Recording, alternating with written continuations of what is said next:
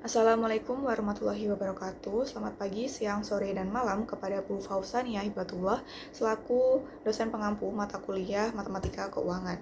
Sebelumnya, perkenalkan nama saya Sakila Lisa Nugroho dengan RP 2043241043 dari kelas B. Jadi pada hari ini saya akan presentasikan terkait hasil pengerjaan tugas tambahan remedial saya yang mencakup 3 tugas. Pada tugas yang pertama, terkait time value of money dan juga anuitas. Untuk tugas kedua terkait amortisasi, dan tugas ketiga terkait instrumen derivatif khususnya kontrak opsi. Nah, pada tugas pertama yaitu time value of money dan juga anuitas, terdapat kasus Dinar, di mana Dinar ini adalah seorang lulusan baru yang ingin mengelola keuangannya. Nah, pada kasus ini kita menggunakan beberapa rumus, yaitu rumus future value untuk mencari nilai uang di masa depan, lalu rumus present value untuk menghitung nilai sekarang dari arus kas masa depan, dan juga rumus anuitas untuk menghitung nilai akumulasi dari setoran berkala.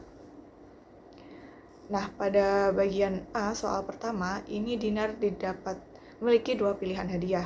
Untuk opsi A, itu menerima 40 juta rupiah hari ini, dan untuk opsi B, menerima 52 juta rupiah 4 tahun lagi dengan tingkat diskonto 8% per tahun. Nah, untuk membandingkannya itu saya mendiskontokan opsi B ini ke nilai sekarang dengan menggunakan rumus present value yang sudah terlihat pada PPT. Nah, setelah dihitung dengan faktor diskonto sebesar 0,7350, nilai sekarang dari 52 juta rupiah itu sekitar 38.221.550 rupiah. Nah, karena nilai present value dari opsi B ini lebih kecil dari 40 juta rupiah yang ditawarkan hari ini, maka pilihan terbaik dan paling menguntungkan untuk Dinar adalah opsi A, yaitu menerima 40 juta rupiah sekarang. Selanjutnya untuk bagian A soal kedua, jika Dinar menyimpan uang 40 juta rupiah tersebut ke dalam instrumen deposito dengan bunga majemuk tahunan 6% selama jangka waktu 6 tahun, berapa nilai akhirnya? Nah, untuk kasus ini, kita menghitung dengan menggunakan rumus future value yang seperti yang sudah tertera pada PPT, dengan faktor pemajemukan sebesar 1,4185.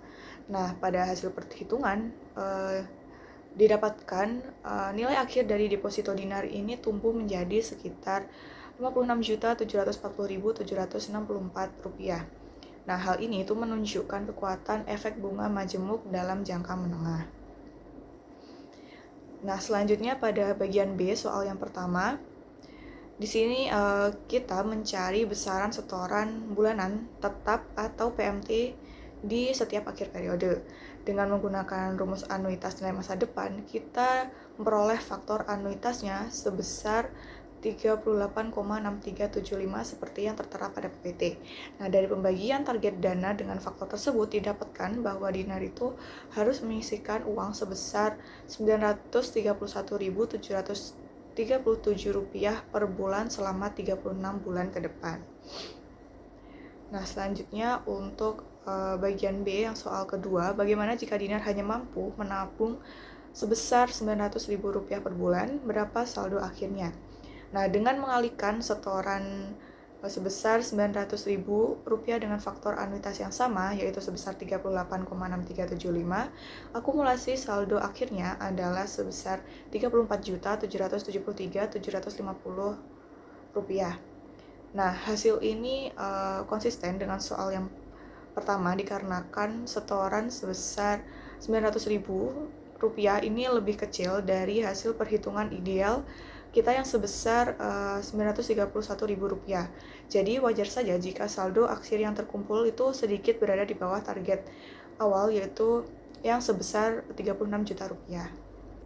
Selanjutnya bagian C, bagian refleksi, yaitu mengapa 1 juta rupiah hari ini tidak sama dengan 1 juta rupiah di masa depan. Ada beberapa alasan untuk menjawab pertanyaan tersebut.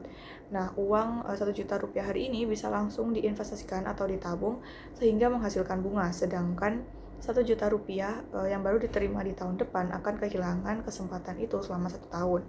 Nah, selain itu, inflasi membuat daya beli uang itu menurun dari waktu ke waktu, sehingga 1 juta rupiah di masa depan bisa membeli lebih sedikit barang dibanding 1 juta rupiah saat ini.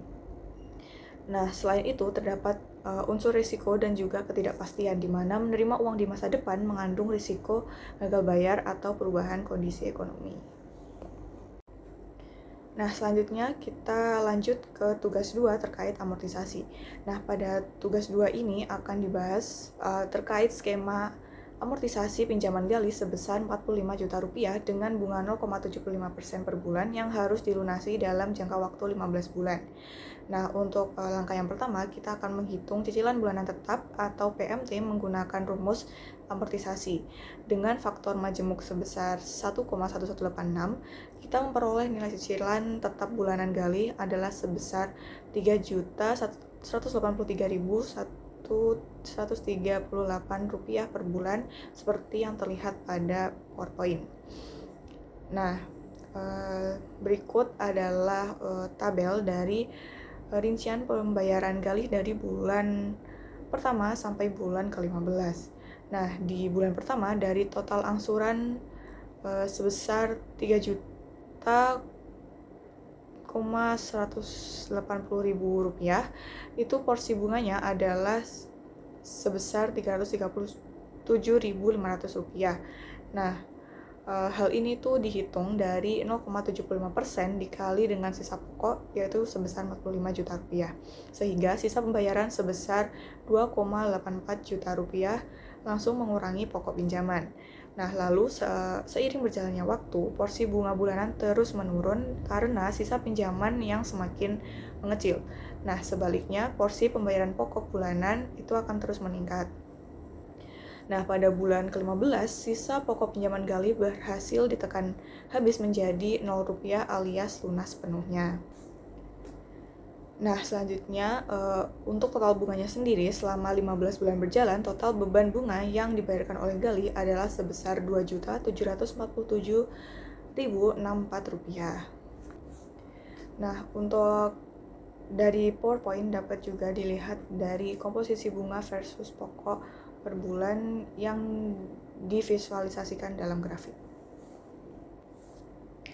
Nah, selanjutnya adalah refleksi, bagaimana jika tenor diperpanjang ke 30 bulan. Nah, angsuran bulanan atau PMT tentunya akan menjadi lebih kecil karena pokok pinjaman yang sama dibagi ke lebih banyak periode pembayaran. Nah, namun total bunga yang dibayarkan selama masa pinjaman akan menjadi lebih besar dikarenakan bunga terus dihitung dari sisa pinjaman selama jangka waktu yang lebih panjang. Nah, hal ini terjadi dikarenakan bunga itu bersifat berjalan seiring waktu. Jadi, semakin lama pinjaman belum lunas, maka akan semakin banyak periode bunga yang dikenakan atas sisa pokok.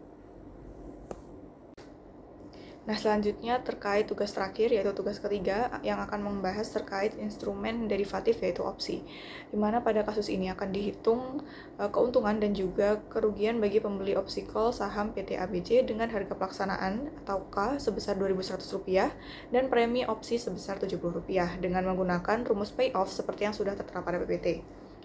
Nah, jika harga saham di masa depan berada di bawah atau sama dengan Rp2.100, maka opsi ini tidak akan dieksekusi atau out of the money, sehingga kerugian pembeli dibatasi hanya sebesar harga premi, yaitu minus Rp70. Namun, begitu harga saham melampaui harga impas atau break even, keuntungan pembeli akan meningkat secara linear seiring naiknya harga saham pasar. Nah, selanjutnya untuk titik impas dan diagram payoff bisa dilihat untuk diagram seperti pada PPT. Titik impas atau break even point dari opsi call ini terletak pada harga saham sebesar Rp2.170, di mana Rp2.170 ini didapat dari harga pelaksanaan sebesar Rp2.100 ditambah dengan premi sebesar Rp70. Nah, di bawah Rp2.170 pembeli akan mengalami kerugian, dan di atas Rp2.170 pembeli mulai menikmati keuntungan bersih tanpa batas atas. Nah, profil risiko yang asimetris inilah yang membuat opsi call menarik bagi investor yang bersikap optimis. Nah, selanjutnya untuk kasus bagaimana opsi put digunakan sebagai alat pelindung nilai oleh Sari. Nah, di mana Sari ini memiliki satu lembar saham PT ABC dengan harga beli Rp2.000 dan membeli opsi put dengan harga pelaksanaan sebesar Rp1.900 dan premi Rp50. Saat jatuh tempo, harga saham jatuh parah ke Rp1.700. Nah, seperti yang sudah terlihat pada PT, jika Sari tanpa lindung nilai, ia akan rugi bersih sebesar Rp300 dari penurunan harga sahamnya. Didapat dari Rp1.700 dikurangi dari Rp2.000. Nah, namun dengan membeli opsi put, ia berhak menjual sahamnya di harga Rp1.900. Nah, sehingga laba bersih dari opsi putnya adalah sebesar Rp150 setelah dikurangi premi. Nah, secara posisi gabungan, kerugian portofolio dari Sari terpangkas menjadi hanya Rp150 saja. Nah, opsi put berhasil bekerja layaknya asuransi yang membatasi kerugian parah saat pasar bergerak berlawanan. Nah, selanjutnya masuk ke refleksi terkait hedging versus spekulasi. Nah, untuk lindung nilai atau hedging sendiri ini menggunakan derivatif untuk mengurangi risiko dari posisi yang sudah dimiliki.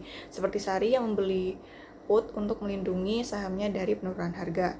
Nah, spekulasi sendiri menggunakan derivatif justru untuk mengambil risiko baru demi mengejar keuntungan dari perkiraan arah pergerakan harga tanpa memiliki aset yang mendasari. Nah, untuk hedging sendiri bertujuan menstabilkan nilai portofolio dengan mengurangi ketidakpastian. Sedangkan spekulasi justru meningkatkan exposure terhadap ketidakpastian demi potensi imbal hasil yang lebih besar.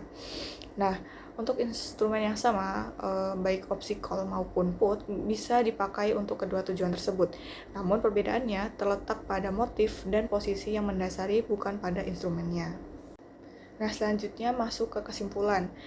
Sebagai kesimpulan dari tugas yang sudah dikerjakan, didapatkan beberapa kesimpulan. Untuk kesimpulan yang pertama, seperti yang sudah dilihat pada PPT, nilai uang itu berubah terhadap waktu, di mana present value dan future value itu membantu membandingkan pilihan finansial secara adil. Lalu untuk kesimpulan yang kedua, anuitas dan amortisasi menunjukkan bagaimana tabungan itu tumbuh dan pinjaman itu dilunasi secara bertahap. Lalu kesimpulan yang terakhir, instrumen derivatif seperti opsi dapat dipakai untuk lindung nilai dengan tujuan mengurangi risiko maupun spekulasi dengan tujuan mengejar keuntungan dari perubahan harga. Demikian presentasi terkait remedial mata kuliah Matematika Keuangan saya. Terima kasih atas perhatian Bu Fausania dan juga teman-teman. Saya sangat terbuka jika ada masukan dan juga pertanyaan. Sekian, kurang lebihnya saya mohon maaf. Wassalamualaikum warahmatullahi wabarakatuh.